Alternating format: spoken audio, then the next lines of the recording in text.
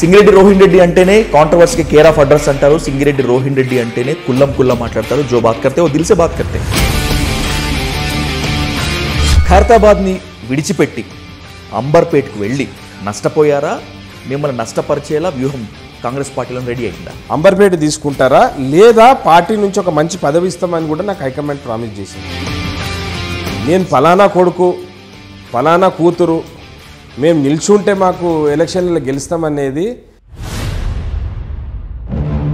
ఇప్పుడు మీరు ఖైరతాబాద్ డీసీసీ ప్రెసిడెంట్గా ఉన్నారు కదా, దానం నాగేందర్ ఎంట్రీని రాకని మీ కాంగ్రెస్ క్యాడర్ అంతా హ్యాపీగా ఫీల్ అవుతుందా? దానం నాగేందర్ని కాంగ్రెస్ పార్టీ ఓన్ చేసుకోవడం ఏంటంటే దానం నాగేందర్దే కాంగ్రెస్ పార్టీ. హైడ్రా టార్గెట్ నిజంగా దారి తప్పిందా? 100% మంది హైడ్రాన్ సపోర్ట్ చేస్తున్నారు. కూలిపోయిన వాళ్ళు కూడా నాకు ఫోన్లు చేస్తున్నారు. ఇవాళ నాగార్జున ఫోన్ చేసి చెప్పారా రేవంత్ రెడ్డికి, లేకపోతే మీకు ఫోన్ చేసి చెప్పారా you did a very wonderful job అని? ఏంటి జన్వాడ వైపు వెళ్లాల్సినటువంటి బుల్డోజర్లు ఎందుకు ఆగిపోయినట్టున్నాయి? హైకోర్టుకు వెళ్ళిందనా, లేకపోతే మధ్యలో ఇంకేదన్నా డీల్ ఏమైనా నడిచిందా? కేటీఆర్ దైతేంది కేసీఆర్ దైతేంది. శూన్యంలోంచి సునామీ సృష్టిస్తాడు కేసీఆర్. బీఆర్ఎస్ ని అంత తక్కువ అంచనా వేయద్దని చెప్పి వాళ్ళ క్యాడర్ మాత్రమే కాదు చెప్తున్నారు. అందుకే ఆయనకు పెద్ద గుండు సున్నా ఇచ్చారు. ఆయన ₹1,00,000 రుణమాఫీ చేయలేకపోయింది. రేవంత్ రెడ్డి గారు ₹2,00,000 రుణమాఫీ ఎట్లా చేసి ఎంతమందికి చేశారు? మొత్తం మందికి చేసింది. నాతో పాటు వస్తారా? తీసుకుపోతా. ఓకే అండి.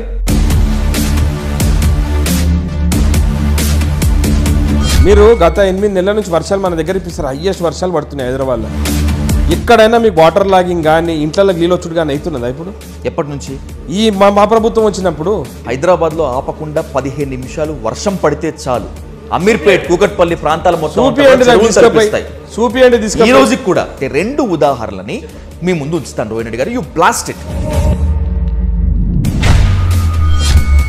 ఒకవేళ నిజంగా రేవంత్ రెడ్డి స్వగ్రామంలోనే రుణమాఫీ అందరికీ అయ్యి ఉంటే ఎందుకు మొన్న 2 మహిళా జర్నలిస్ట్ని వెళ్లకుండా అడ్డుకున్నారు? ఎందుకు దాడి చేసినంత పనిచేసారు? ఆ మహిళా జర్నలిస్ట్ ఆపినాక ఇమ్మీడియట్ కేటీఆర్ ట్వీట్ చేస్తాడు, మహిళా జర్నలిస్టు రేవంత్ రెడ్డి గారు ఊరికి పోతుంటే కొడుతున్నారు చంపుతున్నారు అని చెప్పేసి ఆయన స్టేట్మెంట్ ఇస్తాడు. సిగ్గుశరం ఉండాలి వాళ్ళకి ఏమైనా మాట్లాడటానికి.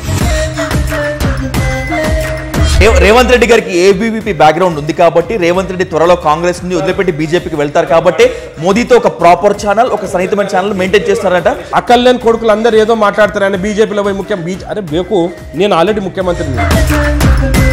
తెలంగాణలో కాంగ్రెస్ అధికారంలోకి వచ్చినటువంటి తరువాత అటు బీఆర్ఎస్ నుంచి కానీ బీజేపీ నుంచి కానీ ఒక వార్నింగ్ సైడ్ డేంజర్ బెల్ మోగింది. ఏంటంటే ఇక్కడ గవర్నమెంట్ ఎక్కువ కాలం ఉండదు. అలా కొంచెమని అక్కర్లేదు, సిగ్గు లేదు, శరం లేదు మాట్లాడటానికి. అంటే అది దొరల పోకడది. ఆయన క్లియర్గా అసెంబ్లీకి వస్తే ఒక దళితుడిని అధ్యక్ష అనాల్సి వస్తుంది అనే ఉద్దేశంతో ఆయన అసెంబ్లీకి వస్తుంది. వాళ్ళ కూతురు లిక్కర్ స్కామ్లో పోతుంది, 5 నెలలు జైలు ఉంటుంది. మొన్న వచ్చిన తర్వాత వాళ్ళ ఎమ్మెల్యేలు ఆమె కాలు మొక్కుతున్నారు.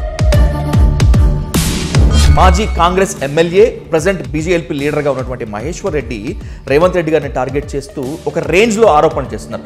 తెలంగాణలో Revanth Reddy tax R tax, Bhatti tax B tax, Ponguleti tax PR tax అని వసూలు చేస్తున్నారని చెప్పి ఈయన పెద్ద మనిషి బల్ల బయటికి వచ్చి మోడీ గారు ఆ పెద్దలు ఎవరైతే బ్యాంకులలో ఎగ్గొట్టిర్రో 14 లక్షల కోట్లు ఈఎంఐ సాబ్ మాఫీ కరదేతాం అంటాడు. ఈయన అయ్యా జాగిర్లే.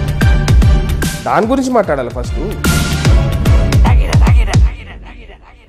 నాకు పదవులు రాని రాకపోని ఎవ్వడన్నీ ఏమన్నా అనుకోని, గ్యాస్ ట్రబుల్ రాని, గ్యాస్ట్రిక్ ప్రాబ్లం రాని, నేను బతుకున్న రోజు నేను రేవంత్ అన్నతోటే ఉంటాను. తెలంగాణ పులి బిడ్డ మరవబోదు నిన్ని గంట, జై జై మా రేవంత్ అన్న గన్నది మన తెలంగాణ. 3 రంగుల